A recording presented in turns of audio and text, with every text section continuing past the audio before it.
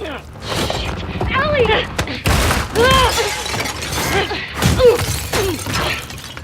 Long awaited, one from the beginning of the game and then one a little further in. And yeah, it's pretty intense.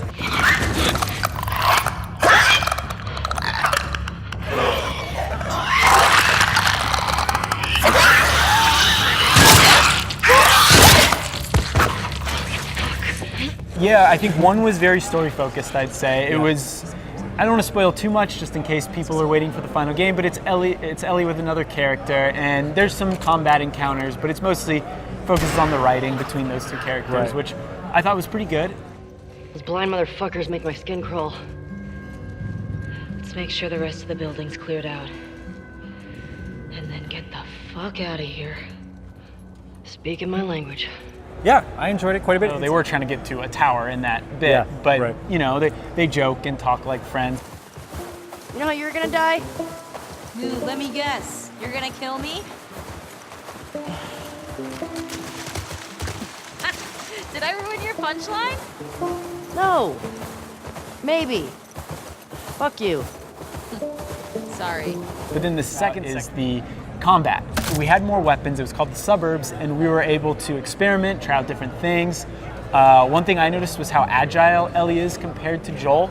Yeah, Ellie is a lot quicker and a lot more movement capabilities now, which we saw in the E3 demo a little bit. Like Ellie can get down on her stomach and kind of like crawl under things. She can lose people in the grass when she does that. Not completely, like you're still somewhat visible, but you can use that to sneak around people a little bit better. And I think that's what you were saying. Like you can't really just hang back or sit behind a wall in The Last of Us Part 2, not like you could in the first game. It's because of a couple things, right? Because one, the AI at least felt smarter. Here,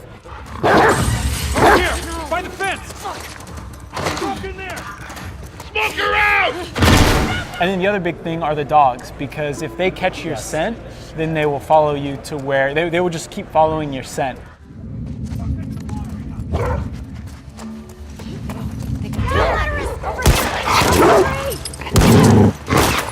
So that kind of adds an interesting perspective to the combat, right? Because you can't just sit back, wait, figure things out. And if you do that, you can see your trail.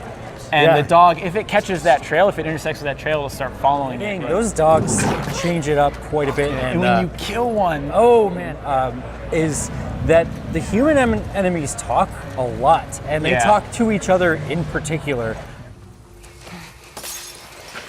Got something. We'll look into it.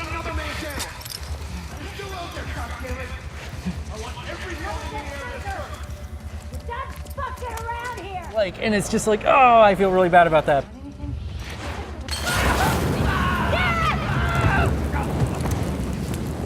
Yeah, the dev was just telling us, one of the devs, the co-director, was saying that it's intense, because like this is a game about what you're willing to do to like survive, and some of them are very brutal.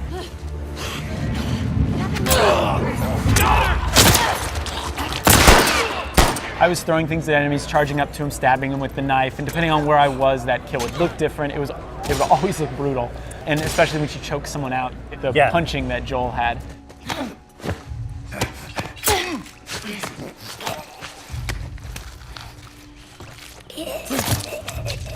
But I think the other big thing too, at least it allowed for much more improvisation. Which works well, right? Because you've got the dogs tracking you, the enemies are smarter, so it gives you more room. Like, I never really felt like I was trapped in a corner. If I got caught, it definitely feels like you have to be like much more on the move. You've got to be adapting the combat situation on the fly as quickly as you can, and even in stealth, even as you're sneaking around people and just like taking one person out at a time, you really got to be on the ball.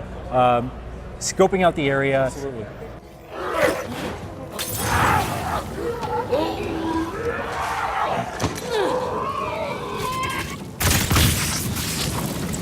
You know, the game